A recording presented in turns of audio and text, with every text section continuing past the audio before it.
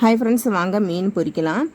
மிளகு பொடி, காஷ்மீரி மிளகு பொடி, மஞ்சப்பொடி, நல்ல மிளகு பொடி, உப்பு இது எல்லாத்தையுமே கொஞ்சம் தண்ணி ஊற்றி மிக்ஸ் பண்ணிடலாம். நம்ம எவ்வளோ மீன் இருக்கோ அதுக்கு தேவையான அளவு எடுத்துக்கலாம். நம்ம காரம் எவ்வளோ தேவையோ அதுக்கு தகுந்த மாதிரி இது கூட்டை குறைச்சி போட்டுக்கலாம். எல்லாம் மிக்ஸ் பண்ணிவிட்டு மீனில் நல்லா அழுத்தி தடவிடுங்க. உள்ளேலாம் மசாலா போகிற மாதிரி நல்லா அழுத்தி தடவிட்டோன்னா, அந்த கோடுலாம் தடவிட்டோன்னா மீனில் வந்து நல்லா மசாலா ஊறிடும். இதை வந்து அரை மணி நேரம் ரெஸ்ட்டு கொடுத்துட்டு அப்புறமா நம்ம பொரிச்சிடலாம். இது பொரிக்கும்போது தோசைக்கல்லில் கொஞ்சம் எண்ணெய் ஊற்றிட்டு 2 கொத்து கருவேப்பிலை போட்டுட்டோன்னா தோசைக்கல்லில் ஒட்டாமல் இருக்கும். அதில் இந்த மீனை வந்து நம்ம அடுக்கி வச்சிடலாம். கொஞ்சமாக எண்ணெய் ஊற்றினா போதும் இந்த மாதிரி ஃப்ரை பண்ணும்போது.